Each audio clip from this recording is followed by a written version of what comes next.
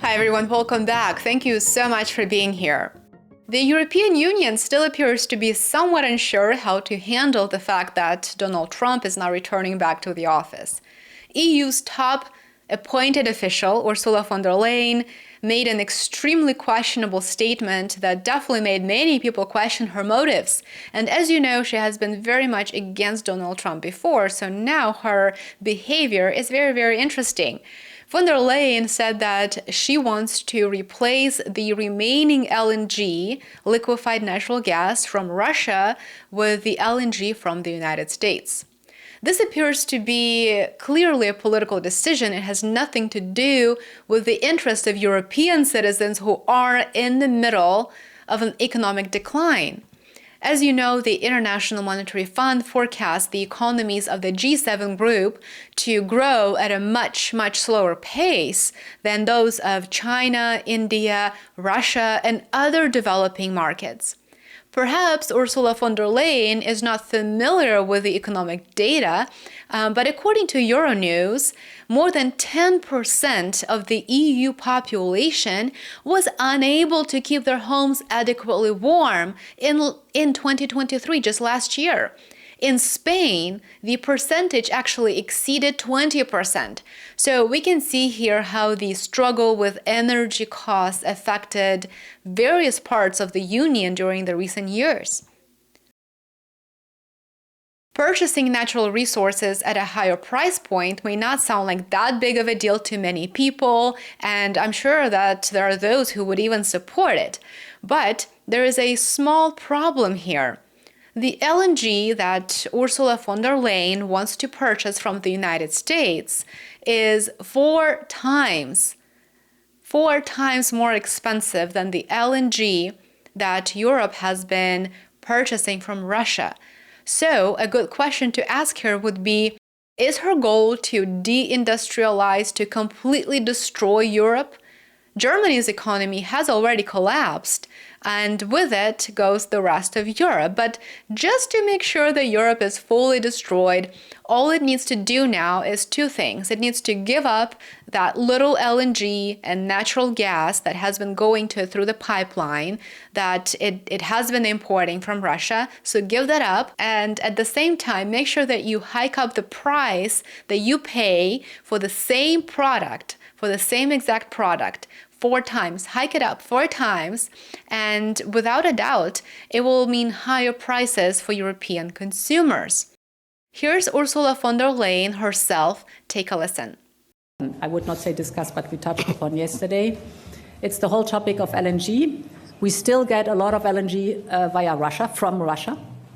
And why not replace it by American LNG, which is cheaper for us and brings down our energy prices, but is something where we can get into a discussion, also what our trade deficit is concerned. So engage, look at common interest, and then negotiate. I'm not sure if Ursula von der Leyen is aware of this, but the European Union is the world's largest LNG importer. So it is a big win for the Trump administration. It is a big win for the United States, but it is a big loss for the European Union. And it is something that it may not be able to recover from in the long term. In 2023 alone, the EU imported more than 120 billion cubic meters of LNG. By the way, according to the European Council, Russia weaponized energy exports. Of course, it wasn't the EU government that sanctioned Russia and cut it off from SWIFT financial messaging platforms, but Russia weaponized energy resources. That's the story, that's the narrative. You can see it right there on their website still. The EU has cut itself off of Russian resources significantly, not completely, but significantly.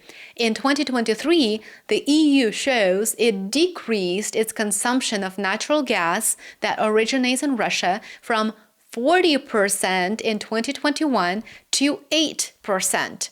Russia accounted for less than 15% of total EU gas imports last year. The switch is in and of itself quite interesting, and it doesn't really make sense because you can't truly argue that you're supporting energy security, that you want to obtain that energy security and energy independence if you switch from one dominant supplier of energy, which of course used to be Russia at a great price point that enabled your manufacturing to grow, and you switch to another one on whom you now rely not only to guide your own foreign policies, but also from whom you purchase more than half of your natural gas and your LNG. I would argue that it's not exactly the path towards energy security, but let me know what you think in the comments below. So, as the biggest importer of natural gas in the world, the choices that were made by the EU leadership have been really interesting, let's just put it that way. Of course, when von der Leyen says that the EU should purchase the LNG from the United States, she must speak for the entire population of the EU. She also must be fully aware that such a decision, which she quite obviously is supportive of, will affect the average European. And here's why. More than 50% of all gas consumption in the European Union is residential. 32% is used to provide power and heating generation, while 25.5% is consumed by households. So imagine what this initiative would do to these consumers, to average European consumers. Transitioning to the LNG from the United States would make it 4 times more expensive for them. It is virtually impossible to advocate for something like this without first really running the numbers to gain a good understanding what it would mean for an average consumer in terms of the percentage of his or her income per month. Could you cover the cost of your AC, of your heating, if it became 4 times more expensive? Let me know in the comments. I would love to hear your thoughts on this. Now, I certainly hope that the EU member states do what's best for their population, for their interest, and for them in the long run.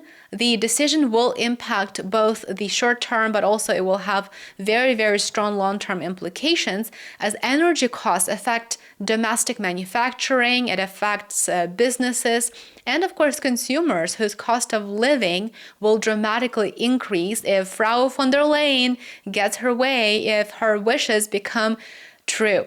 Now, let me know what you think about this in the comments below, especially if you're from the EU. I would love to hear your thoughts on this and whether you support this.